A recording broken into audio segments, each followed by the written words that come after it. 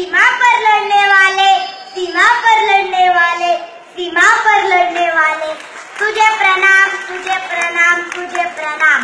गणतंत्र दिन के अवसर पर भारत के उन शहीदों को तथा उनके माता पिताओं को मेरा प्यार भरा प्रणाम।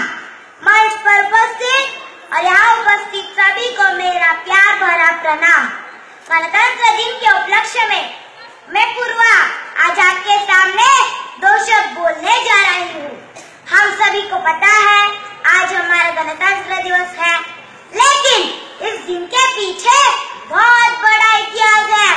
वह ऐसे कि आजादी के बाद ये देश कैसा चलाया जाए, यह बड़ा सवाल उपस्थित हुआ और उसके लिए उस वक्त के भारत के सभी वरिष्ठ नेताओं ने एक मत होकर घटना समिति स्थापित की और भारत का संविधान बनाने का कार्य सौंपा गया उस महामानव को जिनका नाम है डॉक्टर भीमराव रामजी अम्बेडकर। डॉक्टर बाबा साहेब अम्बेडकर ने अपनी कड़ी लगन और मेहनत से 2 साल 11 महीने और 17 दिनों में भारतीय संविधान लिखकर पूरा किया। 26 जनवरी 1949 को घटना समिति को सौंप दिया और 26 जनवरी 1950 से इस संविधान को पूरे देश में लागू किया। इसीलिए डॉक्टर बाबा साहेब अम्बेडकर को भारतीय संविधान का शिल्पकार कहा जाता है। 26 जनवरी 1950 से हमारा देश एक संपूर्ण प्रभुत्व संपन्न समाजवादी लोकतंत्रात्मक धर्मनिरपेक्ष गणराज्य बन गया और उसी दिन से हम सब भारतीय 26 जनवरी को गणतंत्र दिन के रूप में मनाते हैं। इसीलिए मैं कहती हूँ डॉक्टर बाबा साहेब अम्बेडकर ने लिखकर संविधान, अरे डॉक्टर बाबा साहेब अम्बेडकर ने लिखकर संविधान इस दुनिया को बताया क्या है हिंदुस्तान। हम सब मिलकर बढ़ाएंगे इसकी शान, अरे हम सब मिलकर बढ़ाएंगे इसकी शान, चाहे कुर्बान करनी पड़े, अरे चाहे कुर्बान करनी पड़े इस वतन के लिए अपनी जान, इस वतन के लिए अपनी जान। दोस्तों, भारत माता ने हमें दिया क्या है और प्रतिदान में हमने लिया क्या है? कहीं ना कहीं ये सवाल हमें परेशान करता रहता है। क्या हम भी स्वतंत्रता पर खरा उतर रहे हैं? क्या सब कुछ सही हो रहा है? ये सवाल हम एक दूसरे से पूछने से अच्छा खुद से पूछे तो बेहतर जवाब मिलेगा। भ्रष्टाचार, आतंकवाद, प्रदूषण के भले-भांति फैले ही जा रहे हैं। महिलाओं के साथ आज भी अत्याचार हो रहे हैं।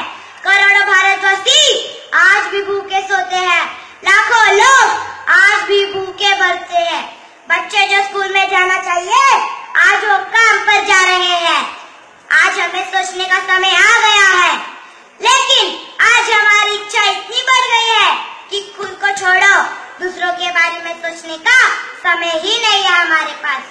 इसीलिए मैं कहती हूँ आज स्वार्थ देश प्रेम पर इस कदर भारी है, आज स्वार्थ देश प्रेम पर इस कदर भारी है कि न जनता को वोटिंग का मतलब है, न नेताओं को देश सेवा प्यारी है। आज जरूरत है हमें प्रेरणा लेने की उन दीवानों से, उन वीरों से जिन्होंने अपनी जान हंसते हंसते देश पर कुर्बान कर दी, क्योंकि उनका सपना था, उनकी उम्मीद थी कि इस देश के आने वाले पीढ़ी इस भारत को हमारे सपने से भी बेहतर बनाएंगी। इसीलिए मैं कहती हूँ घनघोर अंधेरा भी सूर्योदय के बाद दीप ज्योति में बदल जाता है। अरे घनघोर अंधेरा भी सूर्योदय के बाद दीप ज्योति में बदल जाता है और एक लुटेरा भी आत्ममंथन के बाद रामायण रचिता में बदल जाता है। समाज के बुराइयों को समाप्त करने का समय आ गया है। भ्रष्टाचार की नोटबंदी से नहीं चला जाएगा। इसके लिए आत्ममंथन और आत्मविवेचन की जरूरत है। आओ हम सब मिलकर इस आसमान में ऊंचे लहराते हुए इस तिरंगे के सामने प्रण ले कि इस भारत को विश्व का सबसे बेहतर देश बनाएंगे और विश्व के कोने कोने में इसका नाम रोशन करेंगे। और यदि हम याद रखें कि तन्ना ने कहा पर एक प्राण